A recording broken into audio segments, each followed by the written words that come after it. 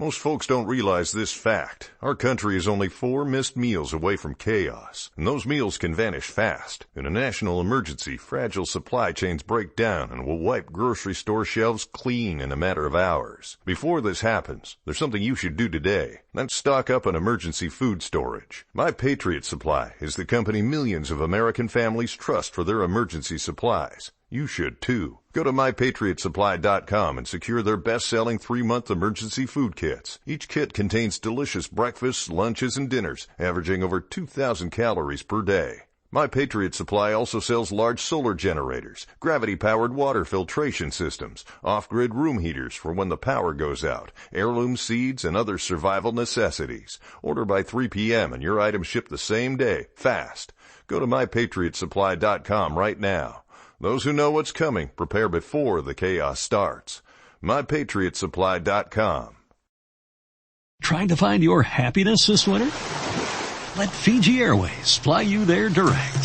Whether you're sunbathing or snorkeling, dining or dreaming, you'll experience legendary Fijian hospitality.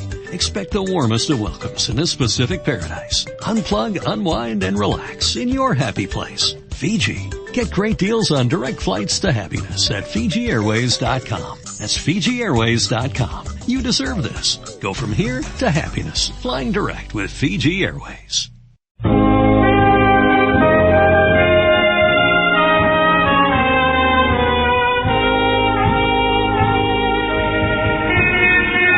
Broadway's My Beat, from Times Square to Columbus Circle, the gaudiest, the most violent, the lonesomest mile in the world.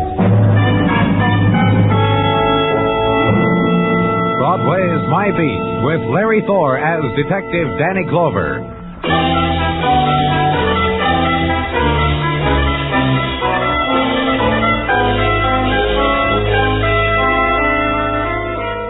From somewhere beyond the threshold of neon, the happy holidays beckon to Broadway, and the wilderness of plastic and chrome dons its ribbons of tinsel. Garlands of evergreen are hung against the shriek of subways, and behind plate glass, puppets with shrewd mechanisms perform their frenetic dance. The metallic music flows out of the horns of loudspeakers. The women walk slow, sway gently to its holiday rhythms. And everywhere the image of gaiety is reflected in spangles that whirl on winter's wind. So paint the grin across your mouth, kid. It's the merry time.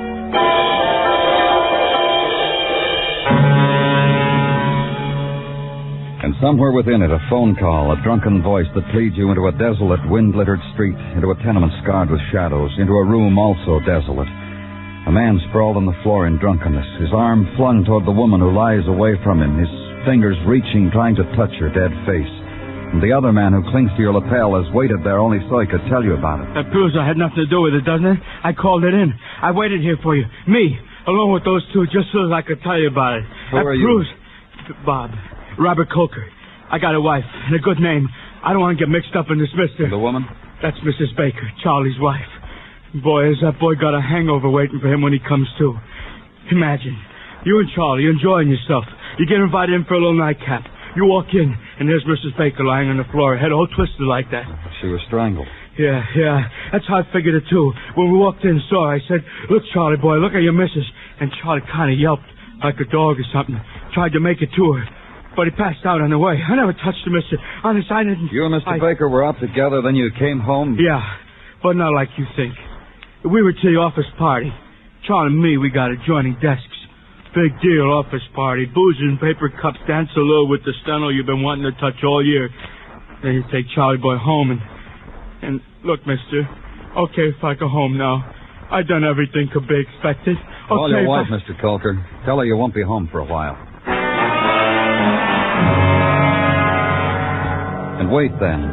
Watch the barrier of faces form at the doorway, the same faces that gather always when sudden death is done. Faces tempered only by the quality of shirts, neckties, and hairdos. Quality this time, tenement, frayed. And in a while, the medical examiner, the nod toward the dead, the black satchel opened, and the stethoscope that hears no heartbeat. The official pronouncement that a woman named Lucille Baker, age about 32, married, no children, had been strangled to death. And the other nod to the two men who had been found with her. Take them along. Get out. Go.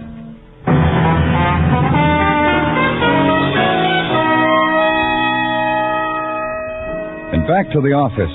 Give orders to interview everyone at the party. Turn Mr. Baker over to the officer whose extracurricular duty includes the sobering of suspects.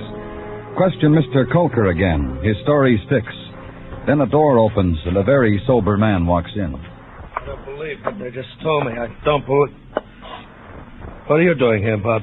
I just told him what happened. I told him we came back to your place. You wait outside, Mr. Colker. Sure, whatever you say. Just take it easy, Charlie boy. Sit down, Mr. Baker. Your wife is dead. Lucille. I want you to try to tell me just what happened tonight. The office party. I went there. I was having a fine time. Yes, I was. I was having a wonderful time. Look, it was the end of the day, and at first I wanted to go home, but they wouldn't let me. They said, look at all this free booze, lap it up and forget it. And now... Go on. Well, I tried to call Lucille 3 or 4 times, I don't know how many times, to tell her I was having a good time, not to wait up for me, but the line was always busy. What else do you remember? Bob said, come on, let's go home. So when we got there, that last thing I remember, Lucille lying there. I was saying to myself just like this, I am drunk. You think you see all sorts of things when you're drunk, and this is one of them.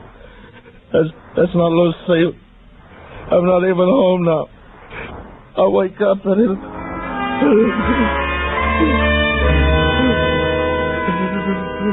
And the room shorn suddenly of everything but a man sobbing. And this is only one in a long array of grieving that has been displayed to you over the lost years. The grief for the loved dead, sometimes with laughter of strange texture, with silence sometimes, anguish, bitter, and sometimes this, like this man's, and always the walking away from it.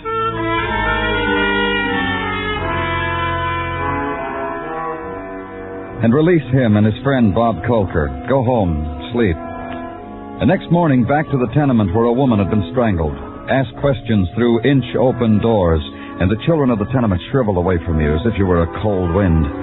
The doors that are never opened to you, the furtive whispers and scurrying behind them, the giggles.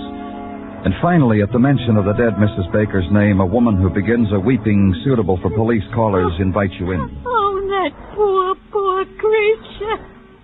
Taken from us like that, choked like that, cast away. Please, won't you come in? I'm Ruthie Alexander. Let's just shut the door, shall we? My neighbor's curious, nosy, so pathetically nosy. May I get you something? Hot chocolate, tea? Something with a bite to it? No, thank you. You knew Mrs. Baker? I knew Lucille.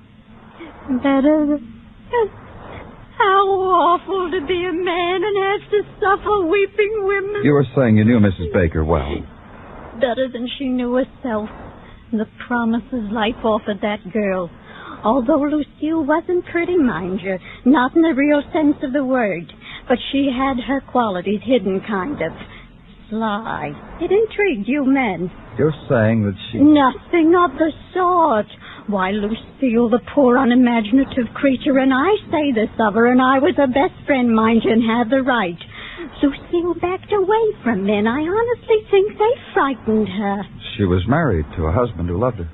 Of course he did. Of course he did. Why shouldn't he? She could have even had a man like Teddy Fletcher.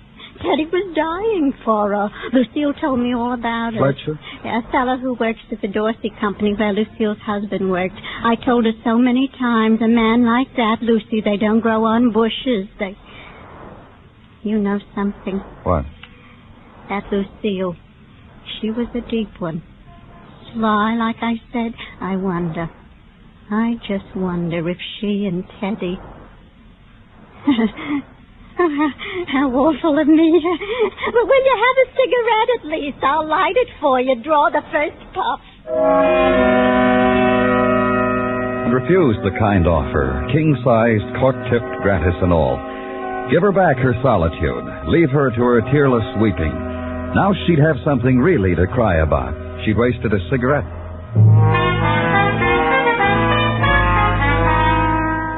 To the offices of the Dorsey Novelty Company, Incorporated Limited. Be greeted, be given a catalog concerning current novelties, be frowned at because I didn't want it. Be listened to, be ushered past the office force and slogans about geniuses at work and courtesy and cleanliness and accuracy, and be shown to a cubicle. Yeah? Mr. Fletcher?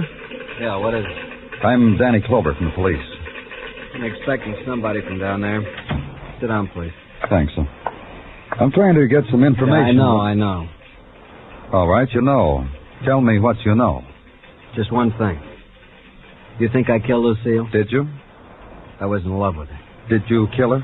I just told you I was in love with her. For 2 years now, I built my plans around her, day-to-day plans. That adds up to being my life, doesn't it? You think I killed her? It'd be like killing myself, wouldn't it? All right, we'll go on the premise you didn't kill her, Mr. Fletcher. Tell me about last night. I was at the party. Everybody got loaded. Not me. You don't drink, huh? Now, when it's better to say sober. Last night was such a time. Oh, why? Last night, Charlie Baker was here getting tanked.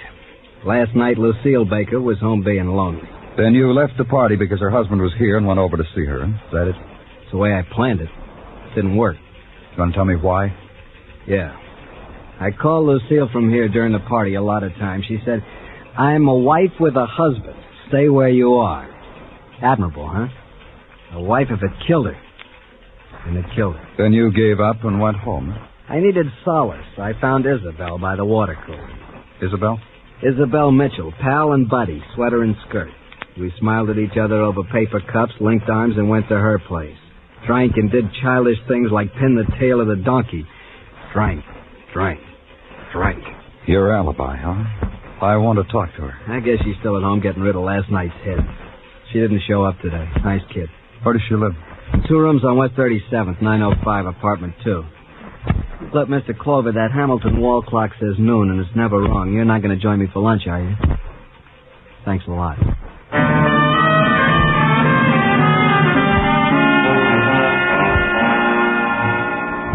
And the ride now to West 37th, to the block of the brownstones and the low rent and the corner grocery store. And next to the tailor shop that advertised proudly how it had held the line since 1950, find the number 905. Walk past the door to apartment 1, and a few steps more to apartment 2, apartment of Isabel Mitchell. Knock and get no answer.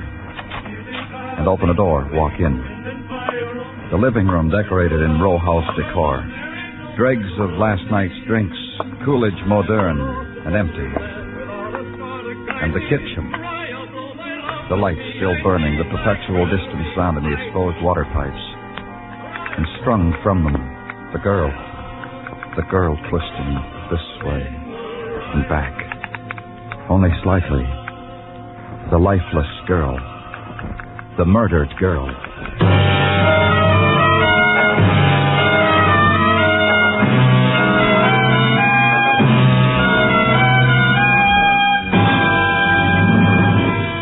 You are listening to Broadway's My Beat, written by Morton Fine and David Friedkin, and starring Larry Thor as Detective Danny Clover. Confidentially, Edgar Bergen has a split personality, and it's hard to say whether he's funnier as the harassed Bergen or as that saucy figment of his own imagination who does the harassing, Charlie McCarthy. We leave it to you to figure out, between the laughs, every Sunday night on most of these same CBS radio stations when you hear Edgar Bergen and Charlie McCarthy.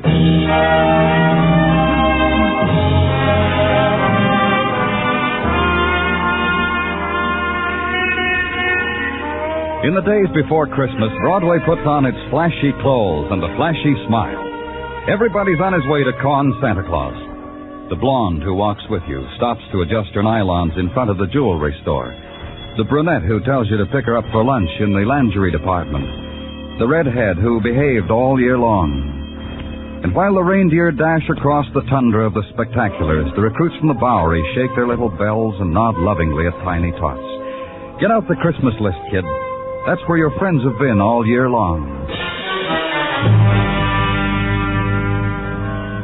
And at headquarters, consider other things. Official musings, the dying of Lucille Baker, a woman strangled. Consider what chain of circumstance led from her to the murder of another, Isabel Mitchell. Consider, and be interrupted by a police sergeant named Gino Tartaglia, who sometimes had things in his mind. I got a headache, Danny. Oh, I'm sorry to hear that. Why don't you take an Such condolences are touching, Danny, and I thank you for them. However, my symptoms are psychosomatic. Psychosomatic? A word Mrs. Tartaglia read to me last night from a book. It's the type headache which is prone to deep thinkers, so science explained to Mrs. T, and she to me. You've been thinking deeply, Gino? Indeedy, as concerns the current situation in the murder of Lucille Baker and the subsequent same of Miss Isabel Mitchell. Oh? A theory to wit. Mr. Ted Fletcher's a killer. Murdered the woman whom he loved, Mrs. Baker. Then murdered the girl he flirted with, Isabel Mitchell. But Isabel was his alibi, Gino. Why should he murder her? I got my headache making it sound reasonable to me, Danny, but I think I know why he killed Miss Mitchell. Yeah, I can think of a reason, too. You mean like that, so soon? Well, it'd figure, Gino. You tell me yours, I'll tell you mine. The way it stands now, Gino, Fletcher can't account for his actions of last night. Nobody remembers when he left the party. Let's just assume he left with Miss Mitchell. He took her home and left her... You've been peeking into my brain, Danny. He left her, went to see Mrs. Baker, killed her. Came back to Miss Mitchell and asked her to be his alibi. She refused. Indeed, Danny, indeed. So she was the only one who knew he was a killer. She refused to help him. He killed her. Our theories make a lot of sense, don't they? Maybe.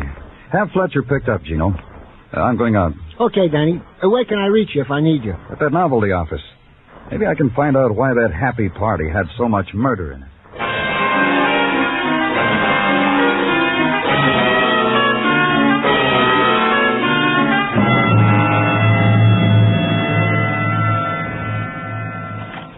You're the guy who told the girl you're a detective? That's right. Show me. Girls get impressed with guys who show them shiny badges. Don't bother to read the small print. All they care is that the muscle man with a favor to ask. You through with it? Yeah, take back your badge. I produce novelties like that by the carload. Just had to be sure you weren't giving the girl a fast shuffle. Some questions I want to ask you, Mr. Dorsey. About time you got around to me, huh? It just so happens I'm the head man in this little enterprise. Maybe the personnel didn't get around to telling you. They didn't need to. I saw your publicity on the wrapping paper. Yeah. You had a little confab with Ted Fletcher, the girls tell me. Sorry, it didn't occur to me I need your permission. Oh, it's not that, kid. It's just that I got a happy enterprise here. You walk in, talk murder talk, it spreads gloom. Everybody gets unhappy until I think of something. The office party the other night, that was one of your thoughts? Yeah, it was. Happened to be my birthday. I let it be known in a loud voice. And before long, the personnel is pitching dimes into a kitty. A good time was had by all. What did you think of him? Who? Ted Fletcher. Personally, I can't stand the guy. Good worker, but I can't stand him. What do you think of him? Just keep talking. Fletcher. Not much to look at, but oh, you kid, what he does to the emotions of the ever-loving opposite sex. You know what I mean? You gotta agree because you got him tabbed for killing Mrs. Baker, I understand. I tell you, it couldn't have happened to a nicer guy. Charles Baker works for you, too. Give me your thoughts on him. Baker's a good boy, nose to the grindstone type. I got a lot of plans for him. Been to his home, ate his impressed the boss type of food. Met his wife, the former Mrs. Baker. Yeah, and you have an opinion. Mm-hmm. Dull woman, plain, boring. You know, Baker's better off without her, in my opinion. I tell you because you asked. And Isabel Mitchell, who also worked for you, who was also at your birthday party, who was strangled, murdered. Kind girl. Had a kind word for everybody, but everybody. Prove it to you. Fletcher meets her at the water cooler at my party. Isabel gives him the kind word. Fletcher takes her home. That was a busy night for Fletcher, wasn't it, guy? Anything else, Mr. Dorsey? That cuts it as far as I'm concerned. You too, huh? I bet you got loads of things to do, just like me. So goodbye, huh, guy?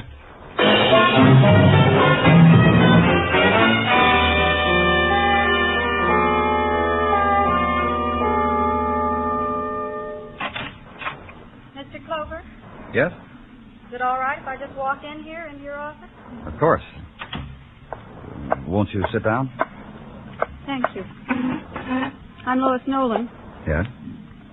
I work at the Dorsey Novelty Company in the office. I run an IBM machine, time study cards. I don't guess you noticed me, did you? Well, seems that I do. I guess you're wearing another dress. No, I was wearing this dress. You just didn't notice, that's all. Why have you come here, Miss Nolan? I wasn't at the party last night, so your men haven't questioned me. I see, and you want to be questioned, is that it? Well, I was a friend of Isabel's. You were? So we had differences of opinion, as they say, about friends, boyfriends. Personally, I like fellows from whom I can better myself. And Isabel... Yeah. She was not the discriminate type. Life, she once said, was a laugh and a song. Look what it got her, some laugh. Yes. Well, now, if you'll pardon me, Miss Some Nolan. laugh. If you knew where I just came from, you wouldn't say some laugh. Where did you just come from, Miss Nolan? From her uncle's house. In buckets, that's the way he was crying. He didn't say a word, but you could have seen his eyes, those tears. Then he said, Lois, I cannot cry anymore. Isabel was a good girl, and now she is gone. I didn't know she had a family. No one's claimed Because Isabel's. that man is a nervous wreck, after all Isabel did for him. Where does her uncle live? In Brooklyn. 2020 Stockton Street. I hope I have been of some help, since Isabel was a dear friend of mine. I was always broad-minded enough to forgive the thing. You've been a great help, Miss Nolan. Thank you very much. And the house in Brooklyn, like all the other houses in the long file, the peeling paint, the sagging porch, the parlor curtains drawn aside to reveal the Christmas wreath, then drawn further to permit a clearer view of the man who walks their quiet street. And having noted your passing, open their windows, crane to see at whose door you'll knock. Then in faraway voices announce it to friends, relatives, and neighbors. The voices drain away. Then, for a moment, the stillness is almost complete, except for the wailing of vessels in the harbor, the cry of wind trapped against street lamps. Then break it, and the man in the woolen sweater wonders at you with pale eyes, washed away eyes. Oh, you must be from the mission. I phoned. I have the magazines all tied and ready. I'm from the police. About Isabel. Yes. Oh, come in. You'll take your death of cold. I haven't been to claim her body because I didn't know if it was right. I'm just her uncle, and Isabel moved away from me over a year ago. I thought maybe she got someone closer to her. That's not why I came. No? Then why? Well, I thought maybe you could help us. Maybe you could tell us things about her that'll help us find her murderer. Isabel came here to live with us when her mother died. Then my wife died, and Isabel stayed on. It was nice when she was here. And then she went away. Well, tell me about it, Mr. Clayton. It was nice. Gay, exciting. Young men called on her, brought her things, brought me cigars, sat and talked with me while they waited for her to dress. She was pretty, real pretty, worth waiting for. You remember the men who called on her? No, just boys, nice-looking fellows. And you haven't seen Isabel since she left? Oh, yes, I didn't say that. I saw her many times, but only quickly. I'd call her and tell her to come pick up little things I had for her. Oh? Things, presents. They weren't really from me. They were from this nice fella. He must have liked Isabel a whole lot. You know how I know? Well, tell me. Well, he'd bring her these things and make me promise not to tell Isabel they were from him. He said he'd tell her when the time came when he was ready to. And I'd say, Charlie? Charlie? Charlie Baker. Nice fella. You know, he made me tell Isabel I was giving her those things. Look at me. What would I have to give a girl like Isabel?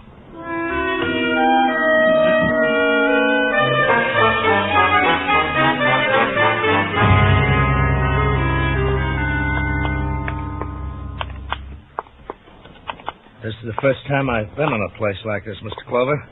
I've passed the jail many times, but I've never been in. These are just the detention cells, Mr. Baker. Detention cells?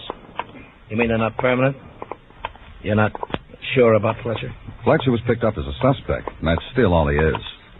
He's a killer. We'll find out. I still don't know why I'm here. I want to put your story together with his. Oh, then you'll know, huh? Then we'll know. Oh, Fletcher's sleeping. With a conscience like his. Look at him. All right, come on, Fletcher. Wake up.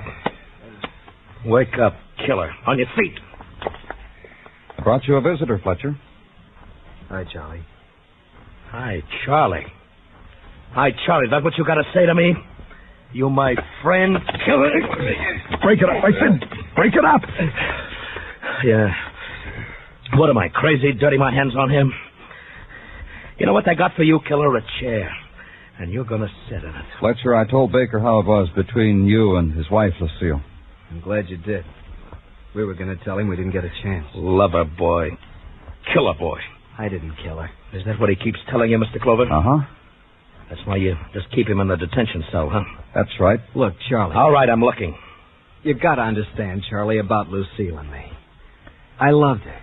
She loved me. If we could have worked it out, I would have married her. Loved her? Loved Lucille? You? She wasn't a beautiful woman, Charlie. You know that. She was a gentlewoman. Talking with her, you weren't afraid of the world anymore. Well, Fletcher, if that's what she did to you, that's what she did to you. Didn't she do that to you, Baker? You were pretty broken up when she died. Did you ever have a wife who was murdered, Mr. Clover? No? Then don't tell me how it should feel. You and my wife, huh, Fletcher? I didn't kill her. I swear I didn't kill her, Charlie. Yeah, sure. What happened last night, Fletcher? Lucille waved you goodbye and you let your emotions run away with you? It was all over and you couldn't remember a thing, so you say you didn't kill her? Is that what happened, Mr. Fletcher? I told you what happened. Get him out of here. Just a few more things. About a girl who worked at your office, also murdered Isabel Mitchell. You had your hands full last night, didn't you, killer? I ask you, get him out of here. No, I want him to hear something. There's another way this thing adds up. You could have killed your wife, Baker. What are you talking about? I was at the party. Everybody knows that. Everybody will vouch for me. I don't know. A party like that, people coming in and out, nobody remembers much about anything. You building something, Mr. Clover? Maybe. You could have left the party long enough to kill your wife, then go back to it. No one would have known the difference. Then play drunk, have a friend take you home, find your wife dead. Have a seat, Charlie. You might as well. These cots take a little while to get used to. Now listen, Clover. Then early the next morning, cry on my shoulder, be released, go round to Isabel's place and whisper to her the happy news about your wife's being dead. You're crazy. Why would I go to her? Because you were crazy about her? Crazy about her? Isabel? Isabel. What are you laughing at? He's right, Fletcher. You shouldn't laugh. Mr. Baker was crazy about Isabel, gave her presents. What are you talking about? But on the sly. Isabel didn't even know where they came from. After you've gotten rid of your wife, you could tell her, huh, Baker? But she wouldn't have any part of you. You killed her. In love with Isabel. Her? A girl like that? Oh, Charlie, you stupid man. A girl like that when you had your own wife. Shut up! Isabel was sweet and she was wonderful. You know how I know? She wouldn't look at me because I was married. That's the kind of a girl she was. She was good. I killed my wife for her and she took pity on me. She was good. But she still wouldn't look at you, so you killed her. Yeah, that's right. I had no more to live for. Why should she go on living? Why should somebody else have her? Who else would have done for her what I did for her? Nobody. Just me. If she didn't want me, she had to die.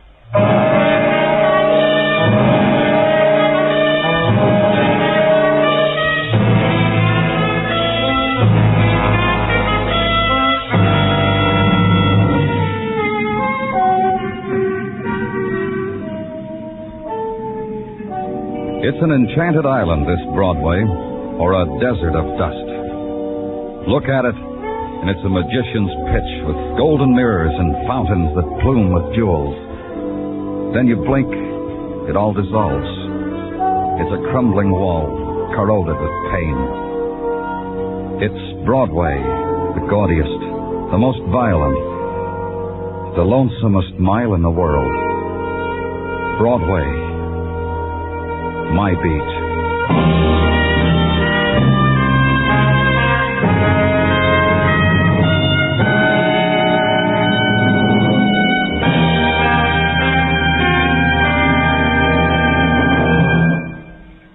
Broadway's My Beat stars Larry Thor as Detective Danny Clover, with Charles Calvert as Tartaglia and Jack Crucian as Muggavan. The program was produced and directed by Elliott Lewis, with musical score composed and conducted by Alexander Courage. Featured in tonight's cast were William Conrad, Harry Bartell, Peggy Weber, Lou Merrill, and Herb Butterfield.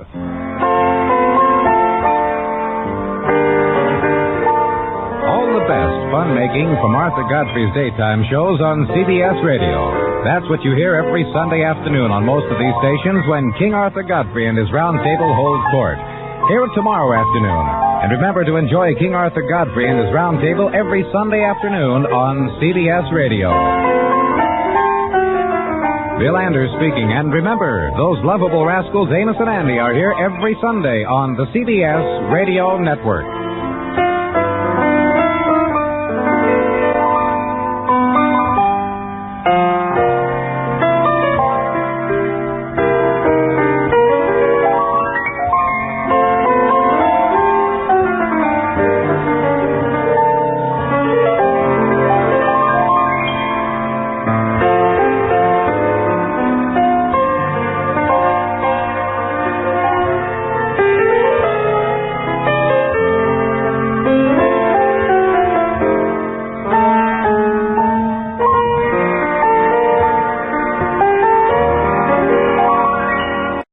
Let's face it, most people aren't making massive turkey feasts on the regular, and after 364 days of not thinking about it, it can be hard to get that bird just right. That's where Instacart, the holiday rescue app, comes in. From getting all the ingredients to prep a full seasonal spread to getting last-minute swaps in a turkey emergency, Instacart has everything a holiday host needs to save face and save dinner. And right now, if you download Instacart, you get free delivery on your first 3 orders and delivery in as fast as 1 hour. Offer valid for a limited time. $10 minimum per order. Additional terms apply.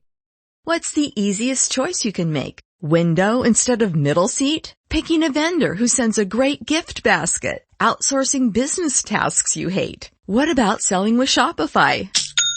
Whether you're selling a little or a lot, Shopify helps you do your thing, however you cha-ching. Shopify is the global commerce platform that helps you sell at every stage of your business. From the launch your online shop stage to the first real-life store stage, all the way to the did we just hit 1 million orders stage. Shopify's there to help you grow. Whether you're selling scented soap or offering outdoor outfits, Shopify helps you sell. Wherever and whatever you're selling, Shopify's got you covered. Sign up for a $1 per month trial period at shopify.com/try. Go to shopify.com/try now to grow your business, no matter what stage you're in. Shopify.com/try.